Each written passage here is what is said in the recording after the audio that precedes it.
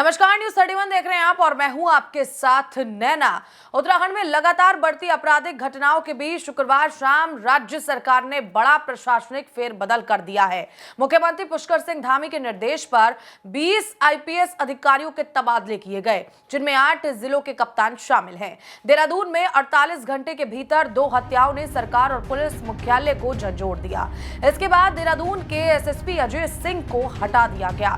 उनकी जगह हरिद्वार के एसएसपी प्रमेंद्र डोभाल को दून की कमान सौंपी गई है। अजय सिंह को एसएसपी एसटीएफ बनाया गया है।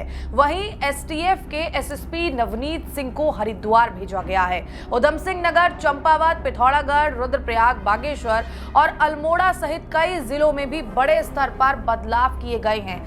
गृह सचिव शैलेश बघोली द्वारा जारी आदेश में कई अधिकारियों को नई जिम्मेदारियां सौंपी गई हैं। सरकार का दावा है कि ये कदम कानून व्यवस्था को सही दिशा में ले जाने के लिए उठाया गया है। सबसे बड़ा सवाल यही है कि सिर्फ तबादले करने से अपराध पर अंकुश लग जाएगा। देहरादून में एक के बाद एक हत्याओं से लोगों में दहशत का माहौल है। विपक्ष ही नहीं, आम नागरिक भी पूछ रहे हैं कि जब लगातार घटनाएं हो रही थी तब सख्ती क्यों नहीं दिखाई गई? क्या सरकार को हालात बिगड़ने का इंतजार था? मुख्यमंत्री ने हाल ही में कानून व्यवस्था की समीक्षा बैठक में अधिकारियों को पूर्व निवारक रणनीति मजबूत करने, मुखबिर तंत्र सक्रिय करने और अपराधियों में कानून का भय पैदा करने के निर्देश दिए। लेकिन सवाल उठता है कि ये पूर्व निवारक रणनीति पहले क्यों लागू नहीं की गई, जब देहरादून की सड़कों पर एक के बाद एक लाशें गिर रही थी। राज्य सरकार अब दावा कर रही है कि उत्तराखंड में कानून व्यवस्था को और मजबूत किया जाएगा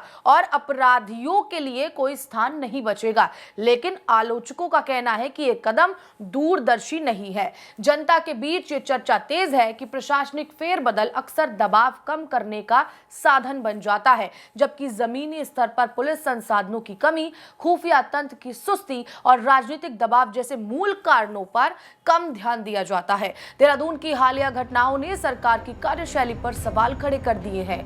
क्या ये बदलाव स्थायी सुधार की शुरुआत है या सिर्फ जनाक्रोश शांत करने की कवायद?